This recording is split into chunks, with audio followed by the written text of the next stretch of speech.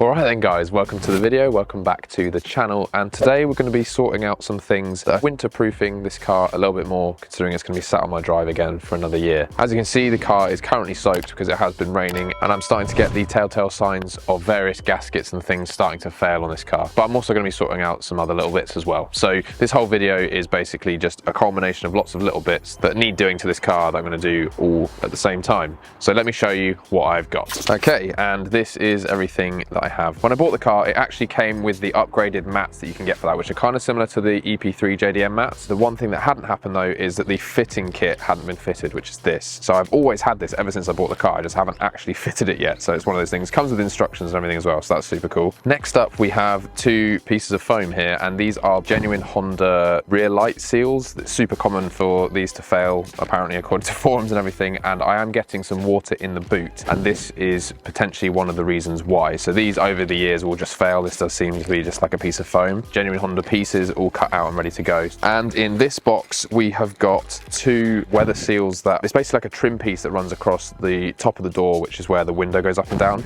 My driver's side piece has split. This is the window trim that I'm talking about, and I could have just bought one and replaced that one, but I just thought it would look a bit weird if I did one and not the other, because you'll be able to tell that one of them's like fresh and brand new and the other one isn't. So I've got one for the driver's side, and I've also got one for the passenger side as well. Those are the things that it require actually installing parts, but I'm also going to be clearing out the channels where the soft top drains into, because that is also super common for those getting blocked up, and I'm pretty sure mine are. So I guess there's nothing left to it. Let's start on the first one and work our way through the parts from there. Okay, so first up, going to be clearing the drain holes on the soft tops. As you can see, roof is down, and I'll show you this in a sec, but you're basically looking down in between the side of the car and the brushy areas. I'll show you. And this is a hanger that was a hanger and is now completely straightened out to be able to get to the drain hole. So there's probably going to be a lot of gunk and stuff in the way. So let's find out how blocked this driver's side is, and I'll show you the process of actually clearing this thing out. So as you can just about see in there, that is a load of I guess silt and grit and things from over the years of this thing, just running water off the top of the soft top. The idea is going to clear that, and then in this far corner there's a big drain hole. When you get down there and look yourself, you'll be able to see it a lot clearer than being able to get a camera in there. The idea is to clear all of that stuff out. What I'm actually going to do first is anything with this kind of tiny hook on it, you're going to want to try and hook out as much of the silt as you can. This is literally going to go in and just start scooping things out. If you can find a tool that's actually better than this, or have a tool that's better than this, leave it down in the comments, because this is the best thing I could find. This does work, but yeah, there's probably something better out there. The idea is to just get as much of this out as possible. So I'm going to repeat this process and I'll get back to you once it's more clear. There is actually some stuff still left in there, but this is all I could really fish out with this tool. And that's a 10p piece as sort of a size reference, just to show how much stuff has just come out of here. You could definitely spend more time getting more out, but what I'm going to do now is actually rinse through with some water to see if the drain hole itself is clogged. So what we should see happen is some water coming out of the bottom here. So here we go, 3, 2, 1. Boom, look at that. So as you can see, that's draining all the way through. That is a great sign for me, because that does mean that the pipe itself or the tube isn't blocked. Yeah, let me just show you how we're getting the water in there. This is the sort of angle you're going to need with the funnel, and obviously the funnel runs down here into the drain area. You'll definitely be able to see this when you're doing it yourself, but then you basically just pour water in here like that, and that should, as you can see, drain all the way through. And so I'm hoping you can see in there now that it is pretty clear, but the drain hole has got just a tiny bit of silt and stuff on it. So what we're going to do now is hit it with the air compressor to just push that last little bit through. So we've got the air lance here connected to the air compressor, and I've also put a towel over everything so that stuff doesn't come out this way, because obviously that will just go everywhere. So this is pointing directly over the hole, and once this goes, in theory it should clear everything through, and you'll hear the air coming out of the bottom.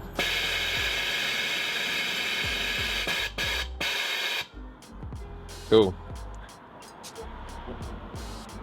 Not too bad. Just thought this was worth mentioning. This long lance here is definitely a necessity for what you're going to need if you're wanting to do this. A shorter one just isn't quite long enough, and this meant we could get right on top of the hole, which is obviously ideal for being able to put as much air exactly where you want it to go. Okay, and next up we have the rear light seals. Now this is actually probably one of the most important ones for me at the moment, because this is potentially the issue of why I'm getting water into the boot. And what's quite cool about these actually is no matter which side you're doing, it's the same piece. They've got a right and a left, and then depending on which side you're putting it on, depends on which way around you put it, which is cool. Got these from Tegawa, so links down below. So I believe this is actually going to be pretty simple. Let's get started installing these things. So first off, I'm going to pull the plastics out and get to the light. Oh, okay, that was extremely easy. Oh, that's just vanished into the boot somewhere. Now that we're at these, we can get to all the plugs and everything. We've got a thread there, and there's 4 of those holding this light in, so just need to undo all of those. They are an 8mm socket. Get those off, unplug all of these lights, and this should just come out straight away. I am actually tackling both sides at the same time because this does seem to be pretty simple. So I think I've got this light ready to come out. So in theory, oh, there we go. I'm loving how easy this has been so far. So this is obviously the piece that we're talking about, and this is just going to get swapped over with the new one. I'm not totally sure if this is the one leaking or if they're leaking at all. I just thought this was on the list of things to check off anyway. So you can see obviously where the rings were. If anything,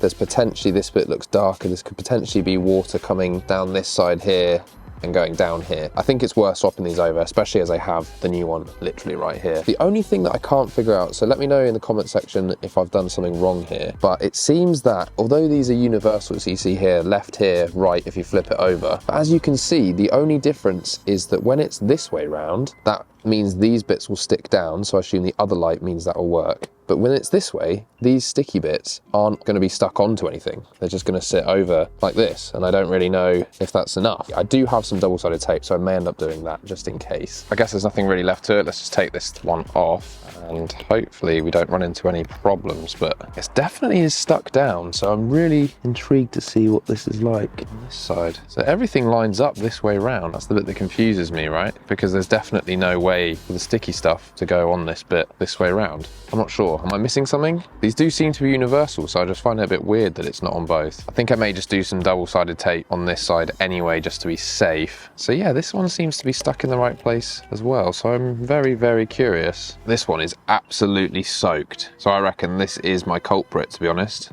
This is drenched compared to this other one. So I'm going to assume this is my issue at this point in time. So I'm hoping that that means fixing it with one of these is going to be the solution. So the difference obviously with this one is that I can peel these off and stick this down. So let's do that now. And on this one. Okay, so in theory, this one is now ready to go back in the car. But before we do that, I'm going to clean up around the light area. This is looking pretty grim at the moment. A lot of just, I guess, years of build-up of just stuff. Not so great. I have actually wiped down this side very roughly already, and as you can see, it makes a massive difference. So I'm going to do the same thing that I've done here, and then I'm going to install this light back in. As you can see, wipe that down to the best of my ability of what I've got. It's obviously not perfect, but let's get this light back in as well. Wow, that was incredibly easy.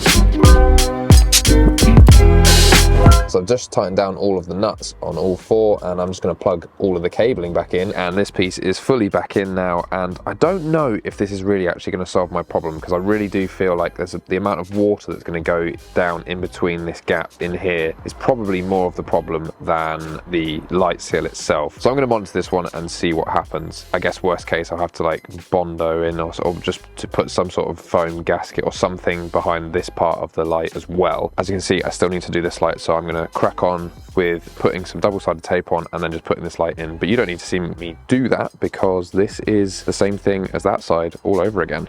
Okay, that tape took way longer than I wanted it to. As you can see, it's getting pretty dark, but it's all buttoned up, all back together. So I'm gonna do a little lights test. Okay, that's a good start. They're working.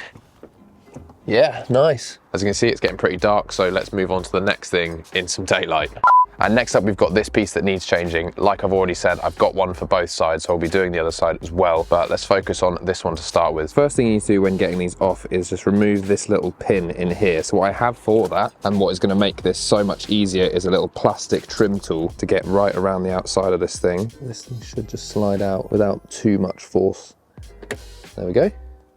That piece is out. And the next step you want to do is pretty much like bend that little piece out and lift up. And this is the scary bit, because it really just feels like you're going to break things. There we go. So what should happen is not that. You should be able to lift out this thing with the white clips attached. The good thing is though, the new piece comes with everything that you need to install it again. Oh yeah, this definitely needed replacing. Look at this. It's probably been down like that for quite a long time, but I just need to pull these clips out. So if this happens to you, let me show you how you get these out as well. So what you want to do with the same tool that you got the piece out with, this little plastic trim tool, you want to get underneath like that. So you see, let go, and then you want to kind of just pry towards the inside of the door, push and go up. There we go. Wow, that was the most dramatic one. So I'm now going to repeat that for all of these along this piece. They were really in there, there's no way those were coming out with the panel piece. And once they're all out, you should be left with it looking bare like this. And clearly this needs a wipe down as well. So I'm going to wipe this down like I did with the rear lights. The difference between these two is absolutely crazy. I cannot believe how bad this one really is. I mean, look at this piece. This is like solid rubber now as well. This isn't even that flexible. This piece is missing. I've also taken out the other side at the same time, and it was also missing on the other side. So that's just been a gaping hole this whole time. So I'm glad I'm going to have that back as well. But what is amazing about this piece, because it's genuine Honda, it comes with everything. It comes with the new little piece in there and all the clips, as you can see, like I've already mentioned. I'm so glad I'm changing this one. The passenger side wasn't anywhere near as bad as this. Anyway, it's time to get this on, which is just the reverse process. Let's see if I can get this on easily. I'll take the pin out of this end first. So you want to get these white tabs on the inside like that. Hopefully this is going to go in easily. So you may run into this issue as well. You see this piece of foam just in here. So this is right by the wing mirror. It seems to be fighting the plastic clip. So you're going to have to get the trim tool behind this to sort of hold this foam piece back. Otherwise this part of the white clip is fouling on it the whole time. So I'm going to push that back now. It doesn't have to be a trim tool, it's anything thin and plastic to just literally sit between the clip and the foam piece to be able to get it past it, and you should be good to go. Now it's time to push all the other ones in. So I'm hoping now that this literally is just a case of these all popping in, and you will just need to just force them all in, and you should hear a little click. In theory, I should be able to turn the ignition on and we should get the window going up and it should be all good. Hey, boom. Yeah, super happy with this. So much better now that it's fixed as well. And the final step is obviously putting this little pin piece back in the hole as well. Just like that. And there we go. That is the driver's side done. Let me just button up the passenger side. And there is the passenger side done as well. It looks so much fresher and is actually clearly just going to bring down all of the trim that is still on the car that isn't this fresh OEM piece. And next up we have the Honda Access mats. As you can see, these have been in the car pretty dirty already, but they've never been bolted down. Here is all the OEM mounting kit. Genuine Honda accessories, Honda Access 2007. This is just super cool to me. So if you end up buying these secondhand and don't actually have this instruction manual, I'll put every page up on screen for you.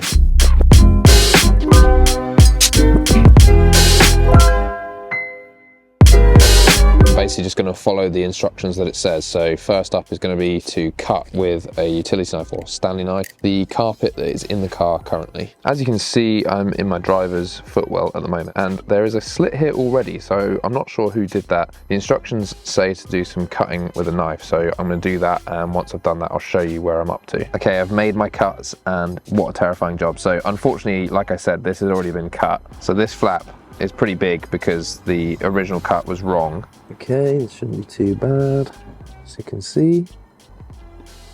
There we go with that one. And the next step is to start attaching the brackets. So I believe at this point in time that all the brackets are exactly the same. So each packaging for me came with one blue grommet, one Phillips head screw, and the bracket itself. And it goes this way round. So you've got this like nub piece here. You've got that at the front. And that is the hole that you're actually aiming for, which is right next to the side of the car. Now let me redo all of those steps by putting that in there and mounting this bracket. So it basically goes over the top of everywhere apart from there. So that piece goes over the top like that, and this piece will do the same on this side like that. And now it's time to put this piece on, and there's some poppers at the back that mount into the poppers here and on the other one.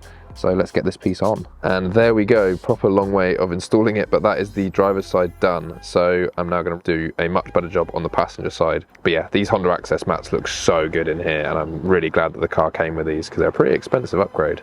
and that is the passenger side mounted as well. The instructions for this side were way more clear than for the driver's side, but basically you come in by 10 mil on this side down here and then make the slit in there, and then the gap between the two holes is actually 420 mil, so I just measured across to that side, made the cut over there, and then did exactly the same thing as I did on the driver's side. So that's all installed now and ready to go in, so these mats should fit in for the final time. And there we go, fully installed and looking so much better now that they're actually mounted in there properly. I'm obviously going to pull these out and give them a good clean up before putting them in for the final time, but just for now, this is perfect. And there we go, guys, a load of OEM Honda bits to freshen up and weather seal this thing for a few more years to come. And the great thing about this was hardly any tools were needed to do any of the jobs. Leave a comment down below if you found this one useful. Don't forget to like this one, subscribe, and I'll catch you guys in the next one.